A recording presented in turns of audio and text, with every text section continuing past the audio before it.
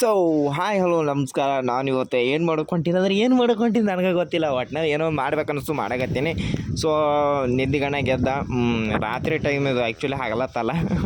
ರಾತ್ರಿ ಒಂದು 8 ಗಂಟೆ 9 ಗಂಟೆ ಆಗಿತ್ತನೋ ಎದ್ಬಿಟ್ಟು ಕಿಶಂದ್ರೆ ಮುಖ ತೊಳ್ಕೊಬೇಕು ಅಂತೇಳಿ ಬಂದ. ಗಂಗಾಳುಗಳಿದ್ದು ಅವು ತೊಳಿಬೇಕಿತ್ತು. ನಾನೇ ಇವತ್ತು ತೊಳೆದು ಆಗಲಿಲ್ಲ ನನಗೆ. ಅದಕ್ಕೆ ಬಡ ಮುಖ ತೊಗೊಂಡು ರೆಡಿ ಆಗಿ ಕಿಶನ್ ಹೊರಗೆ ಬಂದು ಚಪ್ಪಲಿ ಹಾಕ್ಕೊಂಡು ಕಿಶಂದ್ರೆ ಎಲ್ಲಿಗೆ ಹೊಂಟಪ್ಪ ಅಂದ್ರೆ ಸೀದಾ ಹೊಂಟ ಬೈಕ್ ತೊಳೋಕೆ. ಬೈಕ್ ಒಂದು ಸ್ವಲ್ಪ ಹೊಲಸು ಭೀ ಆಗಿತ್ತು. ಅಲ್ಲಿ ಹೋದ್ಮೇಲೆ ಗೊತ್ತಾಯಿತು ವರ್ಷೇ ಬೇಕು, ಇದಕ್ಕೆ ಒರೆಸ್ಲಿಲ್ಲ ಅಂದ್ರೆ ನಡೆಯಲ್ಲ ಅಂತೇಳಿ ಒಂದು ಸ್ವಲ್ಪ ವರ್ಷಕ್ಕೆ ಸ್ಟಾರ್ಟ್ ಮಾಡ್ದೆ. ಎಲ್ಲಿ ಮುಗಿಸ್ದೆ ಅಂದ್ರೆ ಗೊತ್ತೇ ಆಗಲಿಲ್ಲ. ಹಂಗೆ ರೆಸ್ಟೋರೆಂಟ್ ಬಂದ ಮೇಲೆ ಹಂಗೆ ಒಂದು ಫಸ್ಟ್ ಆರ್ಡ್ರ್ ಬಿತ್ತು. ಫಸ್ಟ್ ಆರ್ಡ್ರ್ ಬೀಳೋಣ ಅದು ತೊಗೊಂಡು ಹಂಗೆ ಪಿಕ್ ಮಾಡ್ಕೊಂಡು ಸ್ಟೈಲಾಗಿ ಹಿಂಗೆ ಕೈಯಲ್ಲಿ ಅಳ್ಳಾಡ್ಸ್ಕೊಂಡು ಬಂದಾದ್ಮೇಲೆ ಹಂಗೆ ಹೋಗ್ಬಿಟ್ಟು ಬೈಕಲ್ಲಿ ಅದನ್ನ ಇಡೋಣ ಅಂತ ನೋಡ್ತಾ ಇದ್ದೆ. ಬೈಕ್ ಒಂದು ಸ್ವಲ್ಪ ದೂರನೇ ಪಾರ್ಕ್ ಮಾಡಿದೆ, ಯಾಕಂದರೆ ಕಸ್ಟಮರ್ಗೆ ತೊಂದರೆ ಆಗಬಾರ್ದಂತ. ಹಂಗೆ ಬೈಕ್ನ ತೊಗೊಂಡ್ಬಿಟ್ಟು ಕಸ್ಟಮರ್ ಲೊಕೇಶನ್ಗೆ ಹೋಗ್ತಾಯಿದ್ದೆ. ಕಸ್ಟಮರ್ ಲೊಕೇಶನ್ ಒಂದು 7 ಕಿಲೋಮೀಟ್ರ್ ಇತ್ತು. ಹಂಗೆ ಹೆಂಗೋ ಕಷ್ಟಪಟ್ಟು ರೀಚ್ ಆಗಿಬಿಟ್ಟೆ ಕಸ್ಟಮರ್ ಲೊಕೇಶನ್ ಹತ್ರ. ಫೈನಲಿ ಬಂದಮೇಲೆ ಒಂದು ಸ್ವಲ್ಪ ದೂರ ಹೋದ್ಮೇಲೆ ಕಸ್ಟಮರ್ ಮನೆಯೂ ಸಿಕ್ಕಮೇಲೆ ಹಂಗೆ ಬೆಲ್ ಮಾಡಿದ್ಮೇಲೆ ಕಸ್ಟಮರ್ ಸ್ವಲ್ಪ ಬ್ಯುಸಿ ಇದ್ರು ಅನಿಸುತ್ತೆ. ಲೇಟ್ ಮಾಡಿಬಿಟ್ಟು ಬಾಕಲು ಓಪನ್ ಮಾಡೋಕ್ಕೆ ಬಂದರು. ಓಪನ್ ಮಾಡಿದ್ಮೇಲೆ ಹಂಗೆ ಥ್ಯಾಂಕ್ ಯು ಸರ್ ಅಂತ ಹೇಳ್ಬಿಟ್ಟು ಅವ್ರ ಆರ್ಡ್ರನ್ನ ಅವ್ರಿಗೆ ಕೊಟ್ಬಿಟ್ಟು ಹಂಗೆ ಮತ್ತೆ ಸ್ಟೈಲಾಗಿ ನಾನು ಹೊರಗಡೆ ನೈಟು ಸ್ವಲ್ಪ ನಿದ್ದೆ ಎಳಿತಿರುತ್ತೆ. ಅಂದರೂ ಕಷ್ಟಪಟ್ಟು ಮಾಡಬೇಕು. ಯಾಕಂದ್ರೆ ಇವಾಗ ಕಷ್ಟಪಟ್ಟು ಮಾಡಿದೆ ಅಂದ್ರೆ ಮುಂದೆ ಫ್ಯೂಚರ್ನಾಗ ಜಿಂಗಲೆಲ್ಲ ತೀರ್ಬೋದು. ಇಲ್ಲಾಂದ್ರೆ ಇವಾಗೇ ಇರೋಣ ಅಲ್ಲಿಲ್ಲ ಮುಂದೆ ಹೆಂಗಿಸ್ಕೋಬೇಕು ಅಂತಂದು ನಾವು ಹಂಗೋ ಕಷ್ಟಪಟ್ಟು ಮತ್ತೆ ಹಂಗೆ ಮುಂದೆ ಹೋಗೋಕೆ ಇನ್ನೊಂದು ಆರ್ಡ್ರ್ ಬಿದ್ದ ಮೇಲೆ ಆರ್ಡ್ರ್ ತೊಗೊಂಡೋಗಿ ಅದು ವೀಡಿಯೋ ಮಾಡ್ಕೊಳ್ಳೋದು ಆಗಲಿಲ್ಲ. ಹೆವಿ ಕಸ್ಟಮರ್ ಇದ್ರು ಅಲ್ಲಿ ನಕ್ಕೊಂಡು ಹಿಂಗಾಗ್ಬಿಟ್ಟು ಕ್ಯಾಮ್ರಾ ಆನ್ ಮಾಡೋಕ್ಕೆ ಆಗಲಿಲ್ಲ. ಹಂಗೆ ಡ್ರಾಪ್ ಲೊಕೇಶನ್ಗೆ ಬಂದೆ. ಸರ್ಗೆ ಡ್ರಾಪ್ ಕೊಟ್ಬಿಟ್ಟು ಅದಾದಮೇಲೆ ಹಂಗೆ ಮತ್ತೆ ರೆಸ್ಟೋರೆಂಟ್ಗೆ ಹೋದೆ.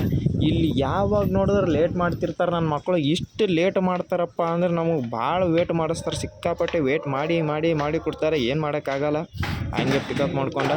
ಏನಪ್ಪ ನಮ್ಮ ಪ್ರಾಬ್ಲಮ್ ಅಂದ್ರೆ ಡೆಲಿವರಿ ಬಾಯ್ಸು ನಾವು ಆ್ಯಕ್ಚುಲಿ ಏನಾದರೂ ತಪ್ಪು ಮಾಡಿದೀವಿ ಅಂದ್ರೆ ಕಸ್ಟಮರ್ಗಳು ಜಲ್ದಿ ಕಂಪ್ಲೇಂಟ್ ಹಾಕಿದ್ರೆ ಹಂಗೆ ರೆಸ್ಪಾನ್ಸ್ ಮಾಡಿಬಿಡ್ತಾರೆ. ತಪ್ಪಿ ನಾವೇನಾದರೂ ಕಂಪ್ಲೇಂಟ್ ಮಾಡಿದ್ರೆ ನನ್ನ ಮಗನೂ ರೆಸ್ಪಾನ್ಸ್ ಮಾಡಲ್ಲ. 1 ದಿವಸ 2 ದಿವಸ ತಿಂಗಳಾನ್ಗಟ್ಲೆ ಹೋದ್ರು ಯಾವ ಬೋಳಿ ಮಗನೂ ರೆಸ್ಪಾನ್ಸ್ ಮಾಡಲ್ಲ. ಏನು ನಮ್ಗೆ ರೆಸ್ಪೆಕ್ಟೇ ಇಲ್ಲ. ಕಸ್ಟಮರ್ ಅಂದರೆ ರೆಸ್ಪೆಕ್ಟು. ನಾವೇ ಇವಾಗ ಕಸ್ಟಮರ್ ಆಗಿಬಿಟ್ಟು ಏನಾದರೂ ಆರ್ಡ್ರ್ ಮಾಡಿ ಕಂಪ್ಲೇಂಟ್ ಮಾಡಿದ್ರೆ ನಮಗೂ ರೆಸ್ಪಾನ್ಸ್ ಕೊಡ್ತಾರೆ. ಬಟ್ ಡೆಲಿವರಿ ಬಾಯ್ಗಳು ಯಾವನೂ ರೆಸ್ಪಾನ್ಸ್ ಮಾಡಲ್ಲ. ಸೊ ಇಲ್ಲಿ ಇನ್ನೊಂದು ಐಸ್ ಕ್ರೀಮ್ದು ಪಾರ್ಸಲ್ ಬಂದಿತ್ತು. ಅದಾದ್ಮೇಲೆ ಇಲ್ಲಿ ಬಂದ್ಬಿಟ್ಟು ಅಣ್ಣಕ್ಕೆ ಹೋದೆ. ಬ್ರೋ ಆರ್ಡ್ರ್ ರೆಡಿನ ಅಂತ. ಬ್ರೋ ಆರ್ಡ್ರ್ ರೆಡಿ ಇದೆ, ಇಲ್ಲಿ ಕೊಡ್ತೀನಿ ಅಂತ ಹೇಳ್ಬಿಟ್ಟು ಫ್ರಿಜ್ಜಲ್ಲಿ ಹೋಗ್ಬಿಟ್ಟು ಆರ್ಡ್ರನ್ನ ತೆಗೆದುಕೊಡ್ತಾವನೆ. ಆ್ಯಕ್ಚುಲಿ ಐಸ್ ಕ್ರೀಮ್ ಯಾವಾಗೂ ಕೂಲ್ ತಂಡ ಆಗಿರ್ಬೇಕಲ್ಲ, ಅದಕ್ಕೆ ಅವನು ಹಂಗೆ ತಂದು ಕೊಟ್ಟು ಹಂಗೆ ಫ್ರೆಶ್ ಆಗಿ ಕೊಡಬೇಕಲ್ಲ ಕಸ್ಟಮರ್ಗೆ. ಹಂಗೆ ಐಸ್ ಕ್ರೀಮ್ನ ತೊಗೊಂಡು ಕಸ್ಟಮರ್ ಲೊಕೇಶನ್ ಹತ್ರ ಹೋಗೋಣ ಅಂತ ಹೋಯ್ತಾ ಇದ್ದೆ. ಒಂಥರ ಹೆವಿ ವೇಟ್ ಏನು ಇರಲಿಲ್ಲ, ಅಷ್ಟೇ ಲೈಟ್ ವೇಟ್ ಇತ್ತು. ನೈಟ್ ಟೈಮ್ ಸಿಕ್ಕಾಪಟ್ಟೆ ಮಜಾ ಬರುತ್ತೆ ಡೆಲಿವರಿ. ಡೇ ಟೈಮಲ್ಲಿ ಅವನ ಅಮ್ಮನ ಹೆವಿ ಟ್ರಾಫಿಕ್ ಇರುತ್ತೆ. ಆ ಟ್ರಾಫಿಕಲ್ಲಿ ಹೋಗೋದು ಸುತ್ತಾಡೋದೇ ಭಲೇ ಬೇಜಾರು ನಮಗೆ. ಅದಾದಮೇಲೆ ಇಲ್ಲಿ ಬಂದ್ಬಿಟ್ಟು ಕಸ್ಟಮರ್ಗೆ ಫೋನ್ ಮಾಡಿದೆ. ಫ್ಲ್ಯಾಟಲ್ಲಿ ಒಳಗೆ ಬಿಡೋಲ್ಲ ನಮ್ಗೆ 10 ಗಂಟೆ ಮೇಲೆ. ಅದಕ್ಕೆ ಅವರೇ ಬಂದರು. ಗೇಟ್ ಹತ್ರ ಬಂದಮೇಲೆ ನಾನು ಅವ್ರಿಗೆ ಪಾರ್ಸಲ್ ಕೊಡೋಣ ಅಂತ ವೆಯ್ಟ್ ಮಾಡ್ತಾಯಿದ್ದೆ. ಸೊ ಫೈನಲಿ ಬಂದರು. ಹಂಗಾಗ್ಬಿಟ್ಟು ಅವ್ರಿಗೆ ಕೊಟ್ಟೆ. ಮಲ್ಟಿ ಆರ್ಡ್ರ್ ಇರೋ ಕಾರಣಕ್ಕೆ ಮಲ್ಟಿ ಆರ್ಡ್ರ್ ಒಂದಿತ್ತು, ಅದು ಕೊಡಬೇಕಿತ್ತು. ಅದನ್ನ ಕೊಟ್ಬಿಟ್ಟು ಬಂದೆ. ಕೊಟ್ಟಾದ್ಮೇಲೆ ಒಂದು ಆರ್ಡ್ರ್ ಬಿತ್ತು. ಅದೇ ಸೇಮ್ ರೆಸ್ಟೋರೆಂಟ್ ಯಾವಾಗಲೂ ವೆಯ್ಟ್ ಮಾಡಿಸ್ತಾರೆ ಅಂತ ಹೇಳಿದ್ನಲ್ಲ, ಆ ರೆಸ್ಟೋರೆಂಟಲ್ಲೇ ಬಿದ್ದಿತ್ತು. ಪಿಕ್ ಮಾಡ್ಕೊಂಡ್ಮೇಲೆ ಅವ್ನ ಅಮ್ಮನ ಬೋಳಿ ಮಕ್ಕಳನ್ನ ಸ್ವಲ್ಪ ಸರಿಯಾಗಿ ಬೈದ್ಬಿಟ್ಟೆ. ಏನಣ್ಣ ನೀವು ಈ ಥರ ಮಾಡ್ತೀರಾ ಹಂಗೆ ಅಂತ.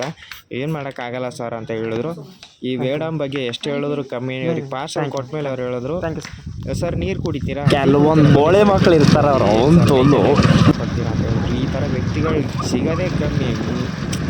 ಆ ಥರ ನನ್ನ ಜೀವನದಲ್ಲೇ ಇದೆ ಫಸ್ಟ್ ವ್ಯಕ್ತಿ ಅವರು. ನೀರು ಕುಡಿತೀರಾ ಸರ್, ಬನ್ನಿ ಸರ್ ಟೀ ಕುಡ್ದೋಗಿ ಅಂತ ಹೇಳಿರೋದು. ಸೊ ಫೈನಲಿ ನಾನು ಇವತ್ತು ಎಷ್ಟು ಅರ್ನ್ ಮಾಡಿದೆ ಅಂದರೆ 850 ರೂಪಾಯಿ ಅರ್ನ್ ಮಾಡಿದೆ. 200 ರೂಪಾಯಿ ಪೆಟ್ರೋಲ್ ತೆಗೆದ್ರು.